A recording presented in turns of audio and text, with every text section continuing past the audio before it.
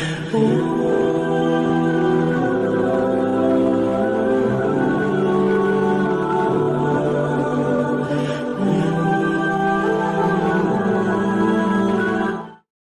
पाक फरमाती हैं, ओ मेरे नबी के गुलामों, मैंने ये रंग भी देखा है कि हुजूर ने इतना खड़े रहे, इतना क़याम किया कि मुकद्दस पैरों में वरम आ गए, सूज गए पैर। हम सैर करने गए तो थक गए, बात अलग है, लेकिन इबादत में ये भी तो मुस्लिम शरीफ है ना, ये भी तो दीन है ना, ये भी तो हुजूर की सुन्नत है, ये भी तो वो चीज है जो करीम की आंखों की ठंडक है। सैयदा फरमाती है पैरों में वरम आ गए, और सारी रात ही हुजूर ने नमाज पढ़ी और एक ही आयत बार बार दोहराई। मस्जिद नबी में बिलाल हबशी ने फजर की अजान दे दी और हुजूर अभी मुसल्ले पे थे। करीम फारिग हुए, मैंने अर्ज की, या रसूल अल्लाह सल्लल्लाहु अलैहि वसल्लम, आपके तो सदके अल्लाह अगले पिछलों के गुनाह माफ करेगा, तो आप इतनी आहोजारी क्यों फरमाते हैं? आप तो शफी हैं, आप तो अंबिया के इमाम हैं। तो हुजूर ने फरमाया, आयशा तुमने गिनवाया है ना मेरे अल्लाह की मुझ पर कितनी रहमत है। अफला अकूना अब्दन शुकूरा, फरमाया अगर उसने इतनी नेमतें दी हैं तो क्या मैं उसका शुक्रगुजार बंदा ना बनूं? मैं शुक्रगुजार बंदा ना बनूं उसका? फिर अगर इतनी नेमतें उसने दी हैं, मुझे इतना नवाजा है, तो फिर मैं उसके सामने सजदे ना करूं? ओ मेरे भाई, बड़े काबिल फख्र लोग हैं हम कि हम नबी पाक के गुलाम हैं। हम काबिल फख्र हैं कि नबी करीम के गुलाम हैं। क्या कभी इस गुलामी के शुक्राने में भी दो नफल पढ़े हैं? या अल्लाह तेरा शुक्र है तूने हमें हुजूर का गुलाम बनाया है। याद रखें कि अपनी रूहानी जिंदगी को आबाद करें, इस्तिगफार पढ़ें, तस्बीहात करें। कुछ छोटे छोटे अमाल हैं, उनको अपनी जिंदगी में हिस्सा बनाएं। तिरमिजी शरीफ में हदीस है, नबी पाक सल्लल्लाहु अलैहि वसल्लम ने फरमाया 3 मरतबा सुबह, 3 मरतबा शाम औज़ु बिल्लाहिस समीउल अलीम 3 दफा ये पढ़ो, और 1 दफा सूरत हशर की आखिरी 3 आयात, हुवल्लाहुल्लज़ी ला इलाहा इल्लाहु आलिमुल गैबि वश्शहादति हुवर रहमानुर रहीम। औज़ु बिल्लाहि मिनश शैतानिर रजीम है ना, इसको पढ़ना है औज़ु बिल्लाहिस समीउल अलीम मिनश शैतानिर रजीम। फरमाया 3 दफा इसको पढ़ो और 1 दफा सूरह हशर की 3 आयतें, 1 दफा सुबह और 1 दफा शाम। सुबह क्या है, शाम क्या है? तो आला हज़रत बरेलवी फरमाते हैं सुबह से मुराद है आधी रात ढलने से लेकर सूरज निकलने तक। आधी रात ढलने से लेकर यानी तहज्जुद का टाइम से लेकर सूरज और शाम क्या है? दोपहर ढलने से लेकर मगरिब की आजान तक, ये शाम है। अब सुन लें, ये तिरमिजी की हदीस है सियासता की। नबी पाक ने फरमाया जिसने 3 मरतबा औज़ु बिल्लाह पढ़ी और 1 बार सूरह हशर की आखिरी 3 आयतें पढ़ी, 1 दफा सुबह पढ़े, 1 दफा शाम पढ़े, नबी करीम अलैहिस्सलाम फरमाते हैं अगर सुबह पढ़ेगा तो 70,000 फरिश्ते शाम तक, और अगर शाम को पढ़ेगा तो 70,000 फरिश्ते सुबह तक पढ़ने वाले बंदे की मगफिरत की दुआ मांगते रहेंगे। चले, मैं तो इस बात पे भी बड़ा राजी हूं कि पहली दफा अहले सुन्नत में ऐसा हो रहा है कि वजीफा मिलने पर लोग नारे लगा रहे हैं, वरना वजीफा बताएं तो कहने अभी पढ़ांगे पर कुछ तवीज भी लेके छोड़ो माड़ा गया। एक साहब आए, मुझे कहने लगे जी बरकत कोई नहीं, गुरबत बड़ी है। मैंने कहा सूरत वाक़या पढ़ा कर। कहते पीर साहब थोड़ी तकलीफ करो को मैंने तवीज भी कर दो। मैंने उनसे कहा खुदा के बंदे, मैं तवीज दूंगा, पता नहीं काम बनेगा नहीं बनेगा, सूरत वाक़या पढ़, ये वो तवीज है जो मदीने वाले रसूल ने अता फरमाया है कि सूरत वाक़या पढ़ो तुम्हें कभी फाका नहीं आएगा। तो वज़ाइफ पढ़ें, इबादत करें, तैयारी करें, कुछ नेक आमाल बचाएं ऐसे जिनका हमें पता हो, जो हमारे रब को पता हो। हजरत अब्दुल्ला इब्न उमर रज़ी अल्लाह ताला अन्हु, हजरत उमर के साहिबजादे, मक्का मुकरमा में उनकी कब्र है। मैंने जब उन्हें पढ़ा तो मुझे उनसे बड़ा प्यार हो गया, लेकिन आपको पता है वहां जाके किसी शख्स का मज़ार तलाश करना या पूछना एक मुश्किल काम होता है। तो एक दफ़ा मैं मक्का शरीफ में हाजिर था, तो एक गाड़ी वाला ड्राइवर मुझे कहने लगा कि मौलाना میں آپ کو جانتا ہوں، مجھے آپ سے محبت ہے، ایک بات بتاؤں آپ کو۔ میں نے کہا بتاؤ۔ کہنے لگے حضرت عبداللہ ابن عمر کی قبر دیکھنی ہے۔ میں نے کہا یہ تو نہیں کہہ رہا، یہ کسی نے بندوبست کرایا ہے، یہ اللہ نے تیرے دل میں بات ڈالی ہے، یہ ہو گیا تو لے چل مجھے۔ حضرت عبداللہ ابن عمر کو نبی پاک نے فرمایا تھا راجل صالح، یہ نیک بندہ ہے، یہ متقی آدمی۔ حضرت عبداللہ ابن عمر رضی اللہ تعالیٰ عنہ سیدنا فاروق اعظم رضی اللہ تعالیٰ عنہ کے صاحبزادے ہیں، اور ان کی ہمشیرہ سیدہ حفصہ رضی اللہ تعالیٰ عنہ حضور کی زوجہ محترمہ۔ ایک دن اپنی ہمشیرہ سے کہنے لگے کہ نبی کریم صلی اللہ تعالیٰ علیہ وسلم گھر میں آئے نا، اور اگر حضور غم امت میں پریشان نہ ہوں، طبیعت کو حشاش بشاش دیکھو تو ذرا پوچھنا تو صحیح حضور کا میرے بارے میں کیا خیال، پوچھنا تو صحیح کہ کریم کی بارگاہ میں میرا کیا مقام ہے، میرے بارے میں حضور کیا فرماتے ہیں۔ اب بہن کو کام بتائے، اور بتائے بھی بھائی، اور پھر بہن وہ کام نہ کرے، یہ تاریخ میں ہوتا نہیں۔ حضرت عمر فاروق رضی اللہ تعالیٰ عنہ کی صاحبزادی ام المومنین رضی اللہ تعالیٰ عنہ فرماتی ہیں کہ میں تو بس منتظر تھی، انہوں نے تو کہا تھا نا کہ اگر تم حشاش بشاش دیکھو تو بات کرنا، لیکن حضور تشریف لائے، میری باری تھی، میرے گھر تشریف لائے، کھانا پیش کیا تو فوراً میں نے عرض کی حضور ایک بات پوچھنی تھی۔ حضور نے فرمایا پوچھئے۔ میں نے عرض کی حضور میرے بھائی عبداللہ ابن عمر کے بارے میں آپ کا کیا خیال ہے؟ نوجوانوں میری بات پہ غور کرنا، میرے بھائی کے بارے میں آپ کا کیا خیال ہے؟ تو نبی کریم صلی اللہ تعالیٰ علیہ وآلہ وسلم نے میری طرف دیکھا، اور پھر حضور زیر لب تھوڑا مسکرائے، اور بریلی کے امام کہتے ہیں کہ حضور مسکرا دیتے تھے نا تو جو بڑا دکھی ہوتا تھا وہ بھی ہنس پڑتا تھا۔ اب سوال پیدا ہوتا تھا کہ پھر تو اس مسکراہٹ کے لیے انتظار کرنا پڑتا ہوگا کئی مہینے کے حضور مسکرائیں تو رونے والے ہنسیں، تو اعلیٰ حضرت فرماتے نہیں، انتظار نہیں کرنا پڑتا، یہ مسکراتے رہنا تو حضور کی عادت ہے۔ جس کی تسکین سے روتے ہوئے ہنس پڑے، اس تبسم کی عادت پہ لاکھوں سلام۔ یعنی یہ تو عادت ہے حضور کی مسکراتے رہنا، اس کے لیے انتظار نہیں کرنا پڑتا۔ بھائیو آپ خیال رکھیں گے، غور کریں گے، حضرت عبداللہ ابن عمر رضی اللہ تعالیٰ عنہ کے بارے میں پوچھا تو سیدہ فرماتی ہیں کہ نبی کریم صلی اللہ تعالیٰ علیہ وسلم نے زیر لب مسکرائے اور فرمایا حفصہ تیرا بھائی ہے تو اچھا، لیکن میں نے سنا ہے کہ عشاء کی نماز پڑھتا ہے تو فجر تک سویا ہی رہتا ہے۔ او نوجوانوں، 10 بجے تک سونے کی بات نہیں ہوئی، 9 بجے تک سونے کی بات نہیں ہوئی، 11 بجے اٹھنے کی بات نہیں۔ حضور فرمانے لگے میں نے سنا ہے کہ عشاء کی نماز پڑھ کے سو جاتا ہے اور فجر تک سویا ہی رہتا ہے، اسے چاہیے کہ تہجد کے وقت اٹھا کرے، اللہ کی بارگاہ میں حاضر ہوا کرے، آہوزاری کرے، سجدے کرے، عبادت کرے، اٹھتا ہے اور فجر میں جا کے اٹھتا ہے۔ حضرت جناب حفصہ رضی اللہ تعالیٰ عنہ کہتی ہے میں نے جناب عبداللہ ابن عمر کو پیغام دیا اور میں نے کہا میرے جوان بھائی سن، نبی پاک نے فرمایا ہے تو اچھا پر تہجد میں نہیں اٹھتا، نفل نہیں پڑھتا۔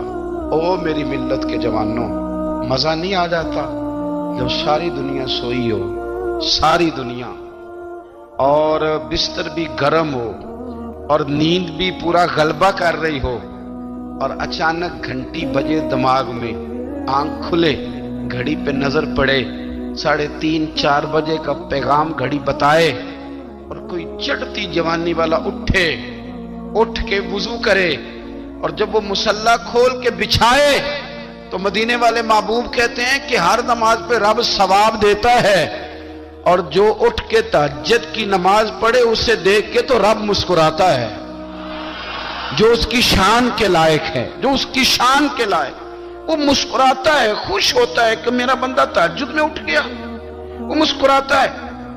کاش ہماری صبحیں کبھی اپنے مالک کے نام ہو جائیں، کاش کہ صبح حضرت ابو الحسن رحمۃ اللہ تعالی علیہ حضرت معاذ ابن جبل رضی اللہ تعالیٰ عنہ کے پاس بیٹھا کرتے تھے، فرماتے ہیں ان سے جو پیار بڑھا تو پھر میرا مصلی سے بھی بڑھ گیا. تابعی ہیں. فرماتے ہیں صحابی رسول سے محبت ہوئی تو ذکر سے بھی ہو گئی, پھر درود شریف سے بھی ہو گئی. محبت ان سے بڑھی تو پھر اللہ نے مسجد کا پیار بھی بڑھا دیا. آپ فرماتے ہیں کہ میری ہر وقت طبیعت چاہتی تھی کہ بس اللہ اللہ کروں, بس اللہ اللہ کروں, بس نہ میں ذرا تھوڑی جان چھڑاؤں لوگوں سے, کو 10 منٹ ملے تو میں کو 4 نفل پڑھ لوں, میں تھوڑا سا نہ بچوں لوگوں سے, اور مجھے تسبیح ملے تو میں نہ کچھ 400-500 دفعہ استغفار پڑھوں, سبحان اللہ, الحمدللہ, اللہ اکبر, لا حول ولا قوت الا باللہ, میں نہ تسبیحات پڑھوں. فرماتے ہیں کہ بچے تھے گھر میں 6-7, غربت تھی, کام ملتا کوئی نہیں تھا, اور میں کام چور نہیں تھا, کام ڈھونڈتا تھا, پر اللہ کی قدرت کے کام نہیں ملتا تھا.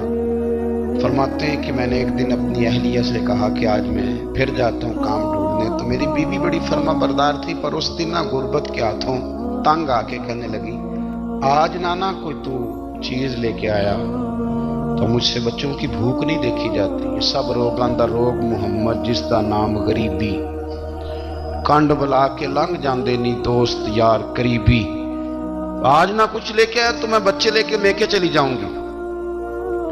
شیخ فرماتے ہیں کہ میں بڑا پریشان گھر سے نکلا, پر میں نے صبح سے لے کے زور تک کام ڈھونڈا, کام ملا کوئی نہیں. تو میرے دل میں خیال آیا, چلو کام نہیں ملتا تو اللہ اللہ تو کرے گا, چلو بندوں کی مزدوری نہیں ملتی تو رب کریم کی عبادت ہی کرتے ہیں. فرماتے ہیں کہ میں نے نا فرات کے پانی سے وضو کیا, نہر کے, شدید دھوپ تھی, ساتھ ریت تھی اور ریت تپ رہی تھی. میں نے اپنا رومال وہیں مصلی کے طور پر بچھا لیا, اور فرماتے ہیں کہ زور سے لے کر عصر تک نماز پڑھی, دھوپ بھی پورے زور پہ, پر میرے سجدے کا ذوق بھی پورے زور پہ.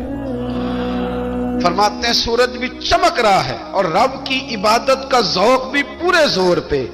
میں سجدہ کروں تو پھر میرا اٹھانے کو جی نہ چاہے. میرے استاد لکھا کرتے تھے, یہ ان کا شعر ہے, وہ کہا کرتے تھے, مجھے سوز دے, مجھے ساز دے, اور مجھے نیم شب کا نیاز دے, دم سجدہ خود کو میں توڑ دوں, مجھے ایسا ذوق نماز دے. اور میں تیری بہار کا پھول ہوں, میں کھلا بھی ہوں تو تیرے لیے, مجھے میری شاخ سے توڑ لے, مجھے اپنی زلف کا ناز دے. بھائی فرماتے ہیں کہ عصر تک میں نے نفل پڑھے, دل ڈھلنے لگا, عصر کی نماز پڑھی اور میں وہاں سے چلا. اب میں جب نکلنے لگا تو دل میں خیال آیا کہ چھوٹی چھوٹی دیواریں ہیں گھر کی, بغیر کچھ لیے جاؤں گا تو بیوی دور سے دیکھے گی تو شور کرے گی کہ پھر خالی ہاتھ آ گیا ہے. کہتے میں نے اپنے اسی رومال میں جس پہ میں نے نماز پڑھی تھی نا, رومال میں کی عقید پنجابی جسافہ کہتے ہیں, اسی میں نا میں نے کچھ ریت بھر لی کہ وہ دور سے دیکھے گی تو سمجھے گی کچھ لے کے آیا ہے, چلو جا کے اسے بتا دوں گا کہ آج پھر مزدوری نہیں ملی. کہتے ہیں وہ ریت لے کر جب میں گھر میں گیا تو پہلے بیوی دروازے پہ کھڑی ہوتی تھی, پوچھتی تھی خالی ہاتھ آ گئے ہو, آج میں نے دیکھا تو ہے ہی کوئی نہیں. فرماتے ہیں میں اندر داخل ہوا, سلام لیے, کونے میں نے وہ رومال رکھ دیا اور میں نے آواز دی کہ بھلی مانس کہاں ہو؟ تو وہ کہنے لگی آپ منہ ہاتھ دھو لیں, میں روٹی لے کے آئی. میں نے کہا روٹی کہاں سے آ گئی, یہاں تو کئی دنوں کے فاقے, تو کئی دنوں کی غربت ہے, یہاں تو اس گھر میں تو فقیری ہے. فرماتے ہیں کہ وہ روٹی لے کے آئی اور اس وقت کی جو موجودہ نعمتیں تھیں, سمجھ لیں سلاد, اچار, ہر چیز ساتھ لائی. میں نے کہا کہ بچے کہاں گئے؟ کہنے لگی وہ کھانا کھا کے کھیلنے گئے, آپ کھانا کھا لیں آ جاتے. کھانا اس نے چن دیا. میں نے حیرت انگیز لہجے میں ساری نعمتیں اپنے دسترخوان پہ دیکھ کر کے بیوی سے پوچھا یہ کہاں سے آیا کھانا؟ بچوں کو تو نے کہاں سے کھانا کھلایا, یہ سارا کچھ کیسا ہے؟ کہنے لگی پتہ نہیں آج آپ کس کریم کی مزدوری کرنے چلے گئے تھے, پتہ نہیں کس کریم کی, میرے گھر میں تو اتنی نعمتیں آئی ہیں کہ مجھ سے سنبھالی نہیں جا رہی, اتنا اناج ہے, اتنا گندم ہے, کس کریم کے دروازے آج چلے گئے تھے. یہ کہتے کہتے وہ اٹھی اور اٹھ کر کے کہنے لگی پہلے ہی بڑا کچھ آیا تھا، اب کیا لے آئے ہو؟ اور جا کر کے نا اس نے وہ ریت والا رومال کھولا، کہنے لگے میں تو لے کے آیا تھا ریت، تو میرے رب نے اسے بھی سونے اور ہیرے بنا دیا تھا۔ جب آپ کی توجہ اللہ کی جانب، میرے نبی پاک صلی اللہ تعالی علیہ وسلم نے فرمایا ہر چیز اپنے رب سے مانگ، ہر چیز مانگ، ہر چیز مانگ۔ یا رسول اللہ کیا کچھ؟ میرے محبوب نے فرمایا تیرے گھر میں نمک بھی ختم ہو جائے تو وہ بھی اپنے رب سے مانگا کر، تو مانگنا وہ تجھے دے گا، تو اس کی بارگاہ میں کشکول طلب دراز تو کرنا۔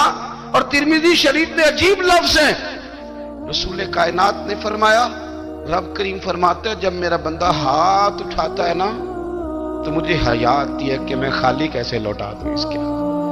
اتنے بڑے بادشاہ کی بارگاہ میں، او بھائی لوگوں سے عزتیں تلاش کرتے ہو تو وہ کیا تمہیں عزت دیں گے؟ وہ تو کل اچھا کہتے ہیں پرسوں برا کہنے لگ جاتے ہیں۔ لوگوں کے سامنے گڈ بک میں آنا چاہو گے تو وہ تو سویرے تمہارے بارے میں کچھ کہیں گے، شام کچھ اور کہیں گے۔ اپنی روحانی زندگی آباد کریں، اپنے مسلح کو وقت دیں، اور دنیا سے چھپ کر اس موبائل کو بند کر کے اور اپنے آپ سے بھی چھپ کے اور تنہا ہو کے چھپا کے سارا کچھ اپنے آنسو اپنے رب کی بارگاہ میں پیش کریں، اس کے حضور حاضری دیں۔ سنو نا ترمذی کی حدیث، اور اسے یاد رکھنا، نبی پاک علیہ السلام نے فرمایا اپنے دکھ لوگوں کے سامنے نہ بیان کرتا، سیٹھوں نوابوں کو نہ بتاتے پھر، دنیا داروں کے سامنے جا کے نہ رونا کہ میں تکلیف میں ہوں، پر میں اگر دنیا داروں کو دکھ بتاؤ گے رب تمہیں کبھی غنی نہیں کرے گا۔ اور لوگ ہیں کہ الٹا مذاق اڑائیں گے، آپ کی جس سے بڑی پکی یاری ہے نا، پکی، وہ تب تک پکی ہے جب تک آپ نے 50,000 مانگا نہیں، اور جس وقت آپ نے کہہ دیا کہ میں مجبور ہوں میری مدد کر تو پھر ختم ہو گئی دوستی۔ لوگوں کے تعلقات آپ کے ساتھ تب تک ہیں جب تک آپ ان سے کوئی ضرورت وابستہ نہیں کرتے۔